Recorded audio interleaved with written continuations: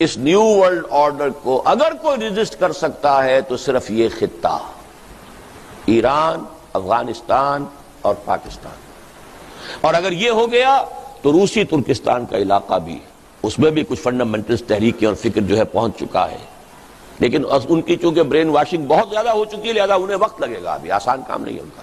مجھے بتایا گیا، میں تو ٹیلی ویژن نہیں دیکھتا، B B C television نے میرے کسی خطبہ جمعہ کے حوالے سے یہ بات کہی ہے، a danger signal for the West. میری اسی تجویز کو کہ ایران، پاکستان اور افغانستان کا ایک بلاک بننا چاہیے. انہوں نے کہا it's a red signal for the West, danger signal for the West. یہاں کے لوگوں کے کانوں پہ جوں نہ ہل رہی ہو، انہیں معلوم ہو جاتا ہے کیا میری حیثیت ہے، میری کوئی جماعت ہے، مٹھی بھر لوگوں کی ہے، کوئی حیثیت نہیں ہے میری، لیکن جو بات میں کہہ رہا ہوں اس کی جو اہمیت ہے وہ ان کو معلوم ہے. ایران کا گھیراؤ ہو رہا ہے، ٹارگٹ نمبر 1 ہے. کسی بھی روز آپ سنیں گے کہ کوئی سٹرائک ہوا ہے اور اس کی جو بھی ایٹمک انسٹالیشنز ہیں وہ تو پہلے بات میں ختم کر دیں گے. اوپنلی انہوں نے اپنے بجٹ کے اندر $20 کروڑ کی رقم جو ہے، اوپنلی، کوئی ڈر نہیں ہے اب انہیں. بائی پولر ورلڈ تو ہے نہیں، یونی پولر ہے، ہم ہی ہم ہیں. I am the monarch of all I survey. تو سچ بولنے میں کیا برائی ہے؟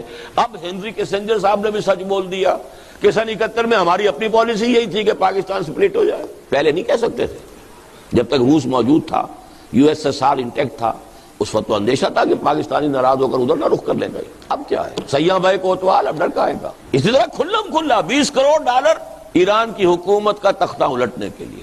اور وہ باتیں جو کبھی اسلم بیگ نے کہی تھی، وہ اصل میں اسلم بیگ صاحب کی نہیں تھی، وہ بھی کسی ایک ادارے نے، میں اب اس میں وقت نہیں لگا سکتا، انہیں مہیا کی تھی معلومات، جس کی بنا پر انہوں نے کہا تھا، صحیح کہا تھا کہ اس وقت کا ٹارگٹ امیڈیٹ تو عراق ہے، جو کچھ ہو رہا ہے. Second target is Iran and third is Pakistan. لیکن پاکستان میں اگر سیدھی انگلیوں نکل آئے جو وہ چاہتے ہیں تو ٹیڑھی انگلیاں کرنے کی ضرورت کیا ہے؟ وہ سیدھی انگلیوں نکل جائے. ٹیڑھی انگلی تو تب استعمال ہوتی ہے جب سیدھی انگلیوں کوئی شے نکلتا نہ ہو. اور مجھے تو سخت ایک دفعہ تو کپ کپی سی طاری ہوتی ہے، اگر یہ شیعہ سنی مسئلے کی مفاہمت کی کوئی صورت نہ بن سکی تو کٹر سنی حنفی مولویوں کی حکومت افغانستان میں اور کٹر شیعہ جعفری فقہ ایران میں، اس سے بڑا ٹکراؤ کوئی ہوگا؟ امریکہ کو اور کیا چاہیے؟